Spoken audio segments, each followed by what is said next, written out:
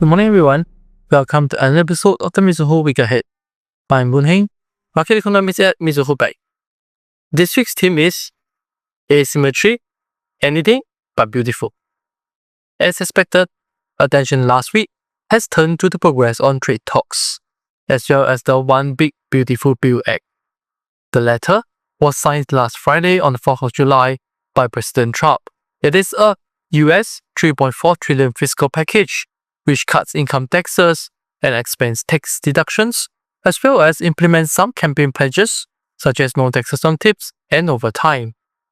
On the whole, the uneven distribution of the budget towards the higher income groups has been well noted. While the fiscal implications may be a concern, the increase in debt ceiling by US $5 trillion has diminished risks of any debt default in the near term. Repricing of fiscal risk via a steeper yield curve remains par for the course. On the trade front, US-Vietnam deal in which the US imports into Vietnam is exempted from all tariffs and Vietnam's exports to the US is subjected to 20% tariffs, has merely affirmed the uneven deals which could come forth in the days ahead. The asymmetric treatment has led to Vietnamese strong underperformance, with the SBV fixing at record low at the end of last week. It is important to note that the weak fixing allows more room for dong spot depreciation in the days ahead. That said, it is important to note that asymmetry is in trade, with the US taking up 30% of Vietnam's exports, while the US share of Vietnam's imports is less than 5%. As such, US imports will hardly threaten Vietnam's industries, but the damage will stem from dampened US demand.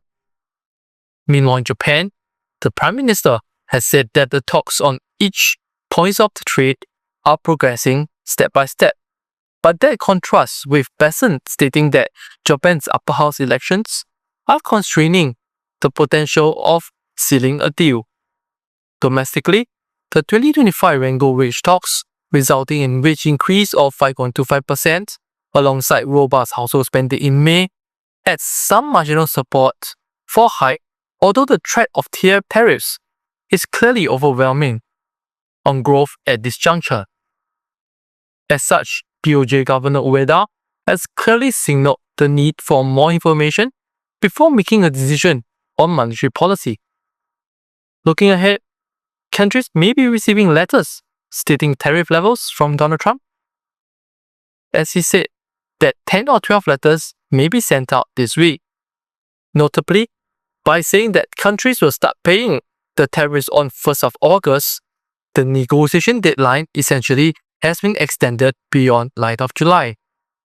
Curiously, one should wonder how these figures would differ from those announced during Liberation Day, and would it include a lower rate in exchange for compliance with certain US demands. Even amid the fixation on trade negotiations, there will be several central bank meetings this week. The RBA is likely to cut down policy rate by 25 basis points on the back of benign inflation and softer economic activity. Governor Bullock is likely to take comfort in inflation's progress, but continue to push back against expectations of excessive easing. In Malaysia, Bank Negara may be inclined towards a 25 basis point insurance cut to preemptively lean against tariff-led headwinds as front-loading effects begin to taper off in the months ahead. Industrial production has also turned more modest in recent months in Malaysia.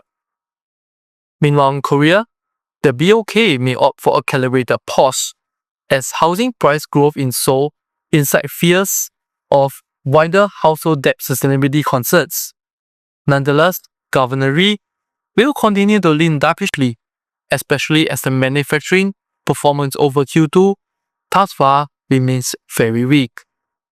All in, while some metals may reach beautiful penguins on Antarctic islands, the rest of us will have to brace for the volatility as countries scramble to respond to unsolicited letters and markets weigh US fiscal boosts and tariff hit.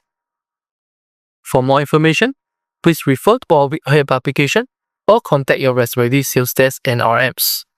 And for regular notification on our market views, please subscribe to our channel and hit the notification button. Thank you.